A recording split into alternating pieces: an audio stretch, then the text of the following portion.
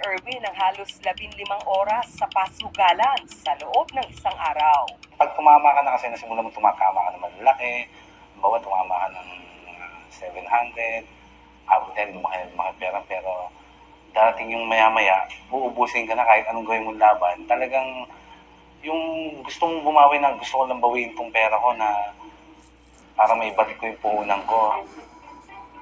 Hindi mura ang Kung sa mga nanonood ngayon dito na gustong mag-cash in dyan, isipin nyo, kung nakita nyo si Kuya, di ba?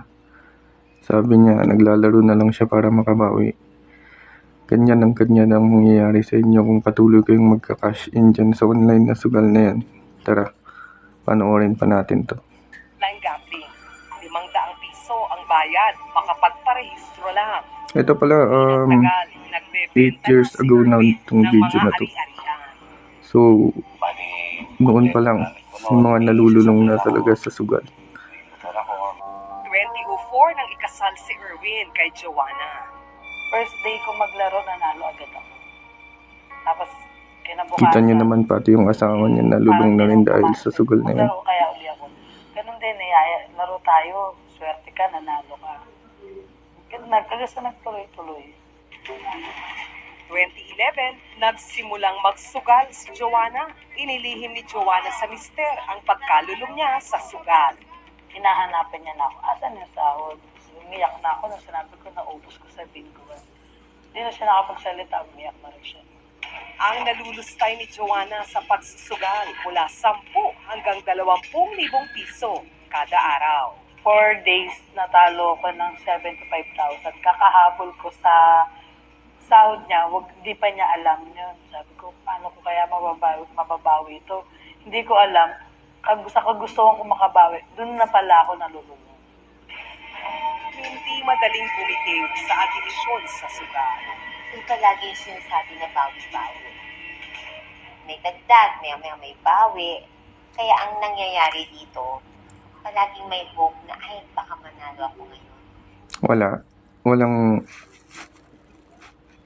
sa tagal kong naglalaro niyan, wala. Ay, baka ganitong mangyayari. Without any control anymore. Kahit ang naitatabing pera sa bangko na galaw ni Joanna, nagsimulang magkalamat ang relasyon nilang mag-asawa. Kung susumahin, 1.2 million pesos na ang naipatalo ng mag-asawa sa online gambling. Wala kami makain. Nung time na pagkagising namin, nagugutom yung anak ko, walang pagkain. Sabi ko, kagabi lang may pera ako, ngayon wala na ako maipakain sa anak ko. Nasayang ang isang dekadang pagsisikap ni Erwin bilang seaman. Nakakahiya, siyempre sa kapitbahay. Sabi niya, siman ka, wala ka man lang, asan yung mga napundar mo? Natigil lang sa pagsusugal ang mag-asawa nang suntukin ni Erwin ang gwardya ng online gambling station na malapit sa kanila. Pinagbawalan na kasi silang pumasok at maglaro rito. Sa ngayon, minsan 1 linggo kung magsugal sila. Tumigil na ako pero minsan pag na-attempt ako, siyempre minsan may pera ako sa bulsa na meron akong mga 500, subukan ko nga, baka makachamba. Susubukan ko, yun, wala talaga, ang hirap eh. Nagsara na ang online gambling station sa kanilang lugar. Yun yung aral na gusto ko na talagang ihinto. Sabi ko, ayoko na. Dito masisira yung pamilya ko. Siguro, Sa mga nagsusugal dyan na lulong pa rin hanggang ngayon, sasabi ko sa inyo na para makabawi kayo dyan, tumigil na lang kayo. Kasi kahit anong gawin nyo dyan, wala. The house always win. Ang nanonood dyan na planong mag-cash in ngayon, ang advice ko sa inyo tingnan nyo muna yung pamilya nyo, mga anak nyo, mga sinusuportahan nyo sa buhay bago nyo gawin yung pinaplano nyo mag-cash in na naman. Kasi wala Ito, sinishare ko lang to based on my experience din. Kaya sana sabay-sabay na tayong tumigil sa bisyong yan. Yun lang.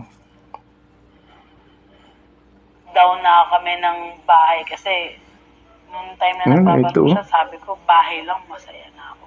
Bis na may bahay na sila, wala.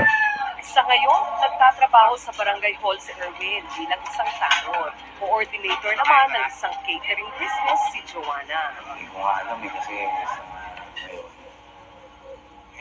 may hirapan ng mga baon kasi hindi na ako makasakay ng